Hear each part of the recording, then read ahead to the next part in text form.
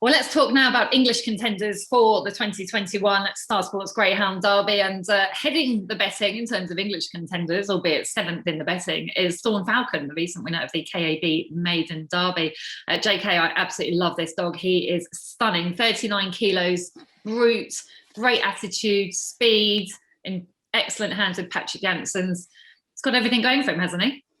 Well, apart from inexperience, I suppose. But look, what I really like about him, you mentioned he's a heavyweight dog, but what balance he's got. He's taken a few bumps, he's been forced to check, and he doesn't really lose momentum. It could turn out that a strong running, well, all-round wide like him is ideal.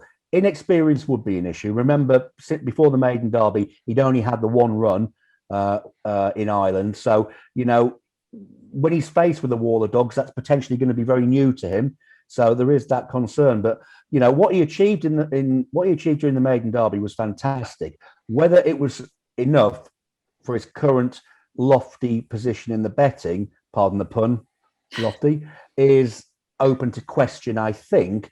But we're clutching at straws. We're desperate, aren't we, for a home contender to really throw down the gauntlet. That said, I think a couple of weeks ago we saw one in the shape of Candyman. Now, to me, that was a top performance from Carol Weatherall's charge.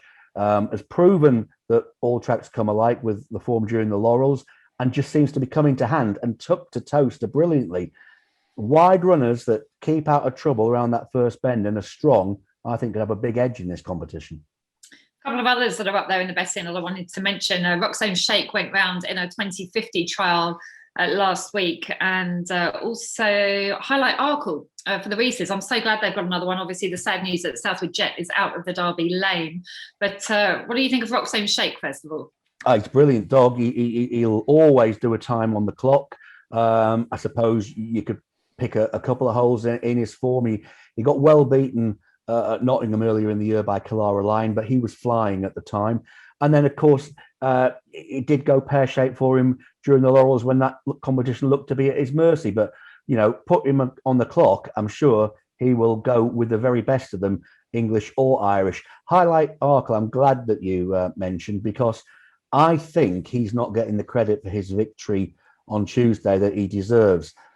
Yes, new in session might have been seen as disappointing for some, but I think that Highlight Arkle, who has been kept specifically for this competition, is sort of almost sneaking under the radar a little bit in terms of how good he is or how good he might be. He had some flying trial times, was put away for this competition.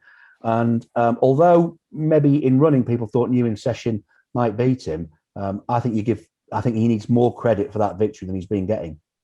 I still absolutely love Tenpin. I think he's a force to be reckoned with. 29.45 in a trial latest. So Tenpin would definitely be another one for me. And you mentioned Killara Lion. I mean, he's a competition dog through and through. He is. I mean, and he had a setback. He's coming back from that, and he ran perfectly okay in his latest race, which obviously was top class form with Native Maestro. Tenpin is probably changing his style of running a little bit. He doesn't look to be the explosive early pace dog that he perhaps was. And most of the time, you think that's great for a Derby because it means he's not a one-trick pony and can qualify. I just fear that during this Derby at Toaster, racing room on the rails might be at a premium. And, given that we know how draw-dependent he has been, you just would be concerned with him that you're asking for 6 pretty decent makeups for him. In terms of ability, absolutely up there with the best of them. But we said the wide runners could start going through Lofty, given how the track's running. Maybe Tenpin can get the draws. Who's your sort of favourites of the English? Candyman would be the one that's impressed me the most. I mean, again, I certainly think the wide runners round Toaster, so hence the 2 shortest UK trained dogs are both wide runners in the shape of Candyman and Thorn Falcon. Probably very similar dogs in a way. I mean, Thorn Falcon, for a dog of his inexperience, has shown quite a bit of maturity. But as again we said before, he's a great big dog. I know we've done a couple of Zoom calls with Patrick earlier on, haven't we? And Patrick's always thought the world of him, even after he's won trial. A big Summer Dorota's Wildcat, who we don't not mention history, but I did win a previous Derby around Toaster. So we are 2 from 2 at the old Toaster, as it would be said. And but he's a big lad.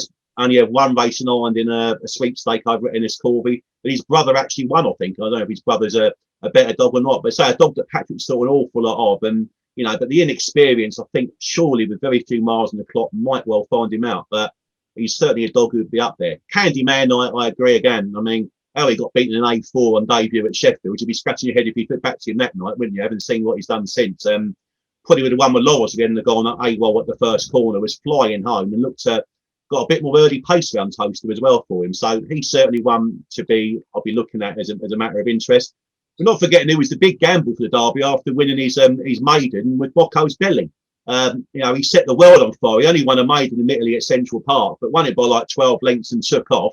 Everyone was going like he was the second coming after that. I mean, unfortunately, obviously he jumped under the rail and got stuck under the inside rail, didn't he? And then he got seeded rails, and everyone thought that was a bit of a daft thing to do. Went to Ireland for the Kirby and wasn't seen with radar, but he's come back, had a little trial back the other day. So there's one there I know they think an awful lot of, and maybe he wouldn't be Patrick's top of his list, but he's certainly one there who's not to be forgotten about. A couple of dogs we've laid again early on back in the winter. He's one. Another one's Jim Star Elusive, who, if I could ever keep him sound, would be a proper dog. I think he was runner up in the produce stakes to New In Session last year over in Clonmel, and he's certainly a very, very fast dog, but one they can just never ever seem to keep sound for me. And although he has been well punty for connections for Chris Akers.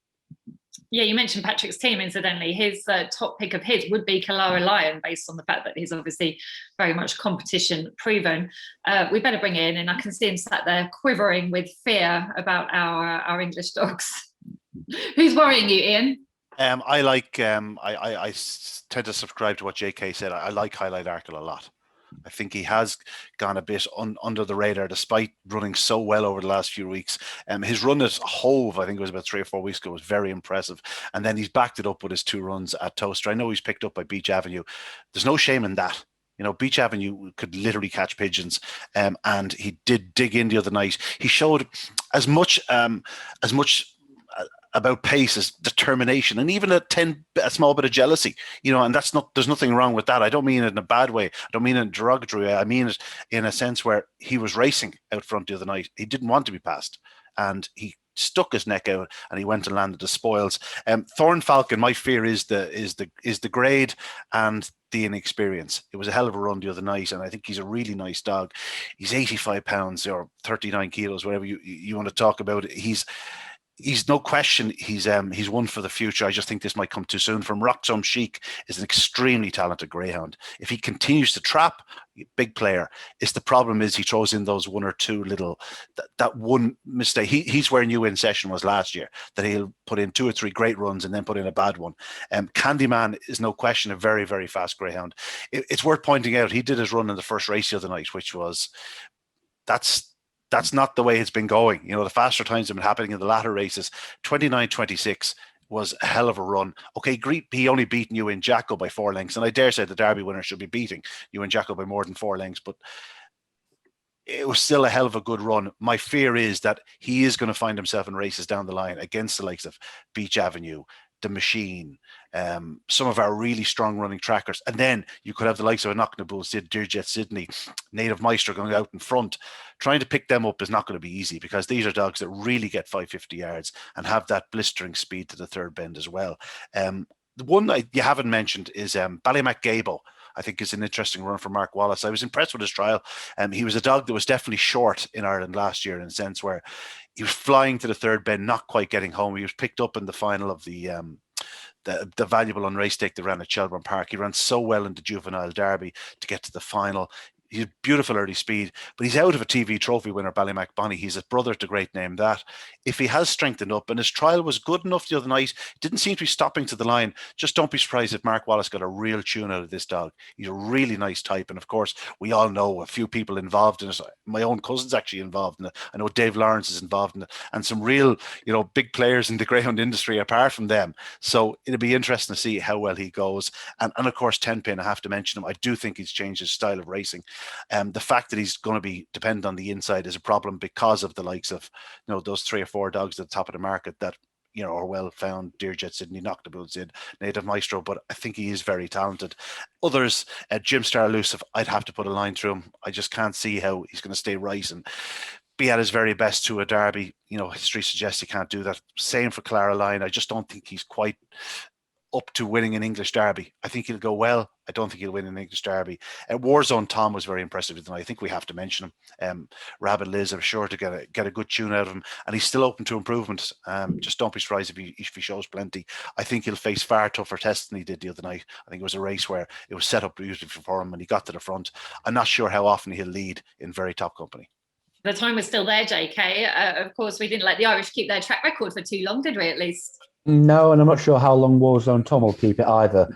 I don't know if Lofty's getting tuned up to do his usual amount of money on the track record going, but I would suspect we're looking at probably maybe even in the 2880s by the end of the Derby, something like that. Certainly in the 90s, I would say. But look, it was a great run, and he's a great who'd shown plenty of promise. The qualifying times were all there. He certainly stepped up on what he achieved in Ireland. As Ian says, though, there'll be a lot stiffer tasks ahead.